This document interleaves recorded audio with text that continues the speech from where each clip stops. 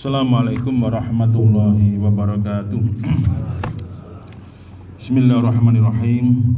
Wassalatu wassalamu ala Rasulillah Muhammad sallallahu alaihi wasallam wa ala alihi wa ashabihi wa man tabi'ahum bi ihsani ila yaumiddin. Asyhadu an la ilaha illallah wahdahu la syarikalah wa asyhadu anna Muhammadan abduhu la nabiyya ba'dah wa la rasula ba'dah. Faqala ta'ala fi kitabil karim, a'udzu billahi minasyaitonir rajim, bismillahirrahmanirrahim, fadzakir fa inna dzikra tanfa'ul mu'minin. Jamaah rahimakumullah, kita lanjutkan ngaji kita kitab As-Syama'il Muhammadiyah supaya kita tahu betul bagaimana personifikasi Kanjeng Nabi dan kebiasaan sisi manusiawi Kanjeng Nabi. Jadi Rasul itu juga di sisi lain itu sebagai pribadi ya, yang sifat manusia juga muncul. Di sisi lain juga Rasul sebagai Rasulullah yang selalu dibimbing oleh wahyu Allah Subhanahu wa taala. Misalkan bagaimana Rasulullah itu di perang Badar juga demikian mengalami kondisi manusiawinya ketika beliau melihat bagaimana pasukan kafir Quraisy yang jumlahnya 3 kali lipat dari pasukan beliau, sehingga kemudian beliau khawatir dan beliau bermunajat. Nah, dalam hal ini jamaah rahimakumullah, Rasulullah juga ada sisi manusiawinya ketika beliau dihantarkan oleh beberapa sahabat untuk menikmati sebuah hidangan, bahwa beliau ini kalau menikmati hidangan, dia mengatakan antakula bima taul, engkau hendaknya memakan makanan yang dekat dengan engkau, jangan dekat aja, gak usah ado-ado ya. Karena ngarepe sambal tok ya apa Ustaz, ya mangan sambal tok ae. Kemudian Rasulullah juga ketika dalam kondisi lapar ya, beliau ini dahar, kemudian sahabat bertanya, ya Rasulullah, atawadokta qoblal akal, Rasul, apakah engkau perlu kami sediakan tempat wudhu untuk engkau wudhu sebelum makan? Lah, enggak usah, makan dulu aja. Nah, kita lihat hadisnya. Hadis dari Ayyub bin Abi Mulaikah dari Ibnu Abbas. Suatu ketika Rasulullah SAW ini kharaja minal khala faqarrabahu ilai tu'am. Jadi setelah Rasulullah itu menyelesaikan hajatnya dari toilet, kemudian beliau gabung dengan para sahabat dan ya didekatkan makanan supaya makan. Faqalu, kemudian mereka berkata, para sahabat itu, ya Rasulullah, ala na'tika biwudu'in, Rasul, ya, apa kami perlu mempersiapkan ya air untuk panjangan wudu? Lah, enggak perlu, ya, enggak perlu. Qala innama umirtu bil wudu idza qumtu ila shalah. Karena sesungguhnya saya ini diperintahkan untuk wudu kalau akan melaksanakan sholat. Nah, ini ada makanan, makan dulu aja.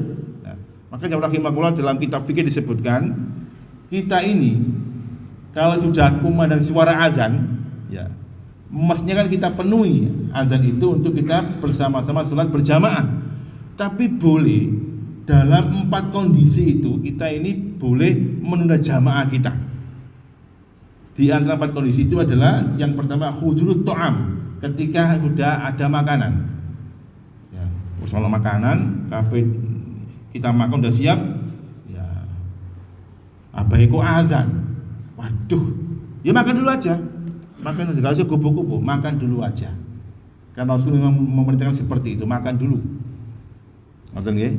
Nek kalau kita ini sholat kemudian makan sama cemepak, ketika takbir mikir, waduh, gak kuman iki kok mulai. Gak kuman.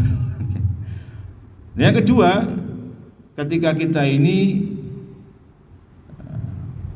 dif'atul khobisain, yaitu menahan atau ngempet sesuatu yang kotor, yaitu pipis dan ya BAB BAK lah gitu. Nah, dalam kondisi seperti itu jangan sholat jamaah, selesaikan dulu hajatnya. Karena kita ini kalau berjamaah dalam kondisi ngempet, istilahnya sebagai ngomongin ini tok. Nah, itu ya. Pemenang imam, waduh tambah sorong imam. Ya, imam. Baik, bismillahirrahmanirrahim. Jadi kalau udah jam pak makanan, Rasul mengajarkan seperti itu, makan dulu.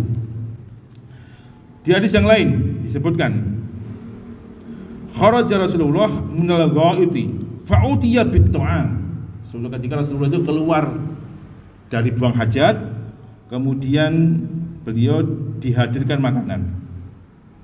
Faqila lahu, ya Rasulullah, ala tatawaddau? Kemudian Rasul ditanya oleh para sahabat, ya Rasulullah, apakah jenengan berwudu lebih dahulu sebelum dahar? Ya, faqala ausolli afatawaddau. Apakah saya akan sholat sehingga saya berwudu? Kan enggak, saya akan makan, enggak perlu berwudu. Nah, terus jenengan mboten napa-napa ketika sampun dalam kondisi lapar, ya makan mawon nggih. Nah, ada sahabat Nabi bernama Salman Al-Farisi. Niku mencoba protes kepada Rasulullah. Ya Rasulullah, qara'tu fit Taurah anna barakatut tu'am al-wudu ba'dahu. Ya Rasul, saya ini pernah membaca dalam kitab Taurat itu bahwa keberkahan makan itu, ya, itu apabila bar makan terus wudu, maka makan akan berkah. Maka kemudian Rasul pun menceritakan, la ya Salman, barakatut tu'am al-wudu qablahu wal wudu ba'dahu. Salman, tidak seperti itu, tidak tergantung dengan hal itu. Maka keberkahan makanan itu bisa terjadi sebelum wudu kita makan juga barokah, setelah wudu kita makan juga barokah. Ataupun tidak terikat nek makan wudu enggak. Ya, ini sisi manusia Rasulullah yang memang, ya, kalau kita dalam posisi lapar, ya udah langsung makan aja. Ya, enggak usah bulet-bulet untuk malah enggak kumanan, ya. Pun. Nah, sekarang kita lihat lagi ya, di bab yang lain, bahwa Abu Ayyub Al-Ansari itu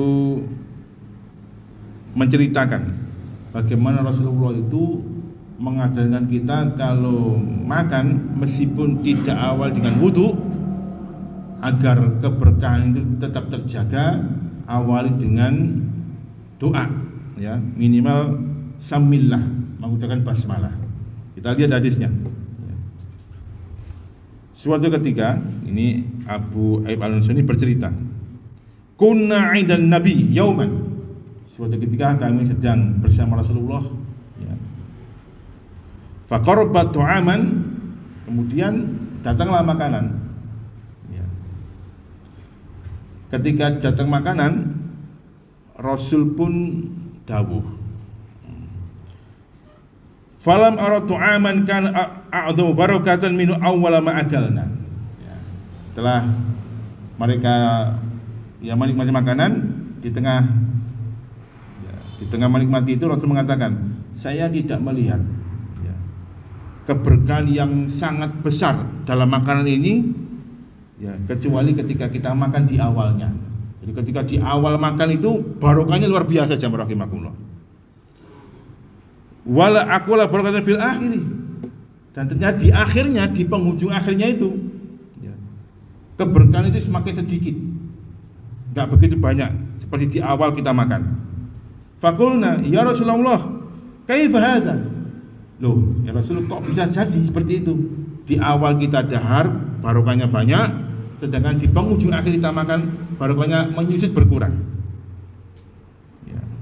Maka Rasul bersabda, inna zakarna asma'ullah hina akalna. Tadi ketika kita makan sama-sama, kita mengucapkan asma Allah Subhanahu wa taala, bismillahirrahmanirrahim. Sama-sama kita ini. Summa qa'ada. Kemudian tiba-tiba datang seseorang duduk, man akala ma'ana. Ya, makan bersama kita.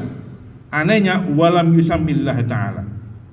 Ya, dan dia tidak mengucapkan basmalah. Maka gara-gara dia ini datang kepada kita, gabung, kemudian makannya enggak membawa basmalah, Fa'akala mau syaiton, maka setan pun datang bersama dia, makan bersama kita. Aja marahimahullah. Terus kalau kita ini dahar, ucapkan basmalah dahulu. Ya. Makan apa saja, ya. Makan sego, mangan jajan, pemaneng. Rokokan ya rokokan. Ya basmalah rokokan ya. Rokokan bismillahirrahmanirrahim ya. Supaya rokoknya barokah ya. Rawu Ahmad. Ya.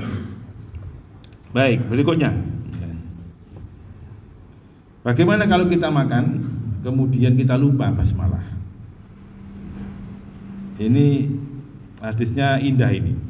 Dari Aisyah, dari Ummu Kulsum, dari Aisyah radhiyallahu anha, bahwa Rasul bersabda, ya, "Idza akala hadukum fanasiya ayazkurallaha ta'ala ala ta'amihi falyakul bismillahi awwalahu wa akhirahu." Jadi kalau kita ini makan, ya, kemudian kita lupa mengucapkan doa, saking ya luwene weteng, kemudian sekule mencemepak, ya saking bunganya hati, masya Allah, ono kambing guling, ono sate, langsung lableb, ya subhanallah, dia lupa berdoa.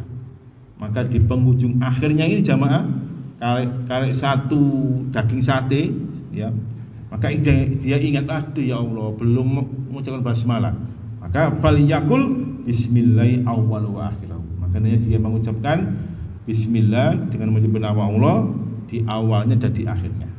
Nah, disebutkan di situ dalam komentarnya, Rasulullah juga mengatakan ketika kita mengucapkan bismillah awwal wa akhirahu, qa'a syaitan min tu'ami, maka syaitan langsung muntah dengan makanan yang dia makan, karena kita mengucapkan bismillah awal wa akhirahu. Jadi jamaah rahimahullah, ketika kita makan tidak memakai di awal dengan basmalah, setan bersama kita itu makan, juga menikmati sate guli bersama kita. Nalikane kita matur atau berdoa bismillah awal wa akhirahu, langsung setan al-qaid, yaitu muntah, ya, muntah dengan makanan tersebut. Nah, ngoten nggih. Nggih, rokokan nggih ngoten. Waduh lali bismillah ya. Bismillahirrahmanirrahim, bismillah awal wa akhirahu, setan ini ketika rokokan bersama kita. Terakhir, ya. Kalau setelah makan, ya, kita juga disunahkan mengucapkan hamdalah. Ini hadisnya dari Abu Dawud, Tirmidzi dan Nasa'i dan Ibnu Majah. Di hadisnya ini derajatnya sahih. Dari Abi Sa'id Al-Khudri, Rasul bersabda, kan Rasulullah SAW idza faragha min tu'amihi, kanjeng Nabi niku nalikane sampun selesai dahar, napa Pak, Bu? Glegeken mboten, mari mangan enggak glegeken. Ya, kita kadang mari mangan langsung glegeken dhisik. Ojo, ya. Qala alhamdulillazi at'amana wa saqana wa ja'alna muslimin. Nah, niku jamaah. Terus kita berdoa, alhamdulillah segala puji bagi Allah yang telah at'amana, memberikan makan kami, wasaqana, dan memberikan minuman kepada kami, waja'alna muslimin, dan menjadikan kami sebagai orang yang berserah diri. Nah, ini apa namanya itu di antara adab yang Rasul ajarkan kalau kita ini makan dan minum. Baik. Nah, suatu ketika ada seorang anak kecil, ya, namanya Ibnu Abi Salamah, anak kecil, ya, anaknya Mas Rohim, ya. Derek bapake menemui Rasulullah. Dakhala al Rasulillah sallallahu alaihi wasallam. Kemudian di rumah beliau sampun cemepak makanan. Wa indahu tu'am. Di mendayoh ke rumah Kanjeng Nabi dan sudah ada makanannya. Terus jamaah, sunahnya itu di meja tempat tamu kita itu dengan sediakan makanan kecil. Karena memang Rasul seperti itu untuk memuliakan tamu. Ya, yo aqua cili ngoten nggih, ambek kerupuk ya, kerupuk biro sih. Nah, setelah datang bertamu, anak kecil itu duduk, Rasul pun tersenyum dan mengatakan, "Udnu ya bunayya, wahai anakku, ya, silakan makan. Yang turunlah kamu silakan makan. Fasamillahi ta'ala wa kul biyaminika wa kul mimma yalika." Silakan ya, anakku, ucapkan basmalah, makan pakai tangan kanan dan ambillah yang dekat dengan kamu. Nah, oke, okay. Sediakan di ruangan tamu kita ini daharan ya. Nah, itu mesti entek ya. Entek, siapa mesti mangan dhewe, tamu gak teko-teko ya. Terus artosipun ya kita siapkan. Kalau ada tamu kita muliakan dengan suguhan, nggih. Nek gak ana ya ayo metutat nanti ngopi, gak apa-apa. Ini bagian dari memuliakan tamu. Rahimahullah, ini beberapa contoh yang Rasul berikan sebagai kita umatnya ini agar mencontohnya bahwa kalau makan, kalau minum seperti itu yang telah Rasul ajarkan. Oke, mudah-mudahan bermanfaat. Aku luka lihada. Assalamualaikum warahmatullahi wabarakatuh. Oke, monggo. Terima kasih. Sunnah dawamul wudu. Berdasarkan hadis saja tersebut di kala Rasulullah makan dan minum tidak itu. Tapi menurut penuturan beberapa ulama, ada jenazah yang utuh katanya. Apa amalannya? Dia mendawamkan wudu. Apakah ada dasarnya? Ya, ada memang. Jadi di antara dawal wudu itu hadis dari sahabat Bilal bin Rabah. Ya. Jadi Bilal ini dikomentari oleh Rasulullah ketika itu Rasulullah mendengarkan ya, nal sandalnya Bilal sudah di surga. Padahal Bilal masih hidup. Bilal masih hidup bersama para sahabat, tapi ternyata Rasul mendengarkan jejak sandal Bilal di surga. Rasul ingin memberikan pelajaran kepada para sahabat. Maka Bilal pun dipanggil oleh Rasulullah, dia kepada para sahabat. Apa tipsnya? Rasul tahu tuh, Rasul sudah tahu bagaimana kebiasaan Bilal. Maka kemudian ya Bilal, wahai Bilal, ceritakan apa yang biasa kamu lakukan dalam hal kebaikan. Ya Rasulullah, enggak ada. Enggak, saya mendengarkan suara sandal kamu di surga. Apa kebiasaannya itu? Ada 3 kebiasaan yang selalu Bilal lakukan. Yang pertama, Bilal itu rahimahullah selalu tidak pernah melalaikan sholat witir. Jadi pada sholat isya, sholat 2 rakaat, kemudian ditutup dengan sholat witir 3 rakaat. Nah, witir ini rahimahullah, kalau kita lihat di fikih itu, witir ini sebenarnya mendekati kewajiban. Karena Rasulullah tidak pernah meninggalkan sholat witir.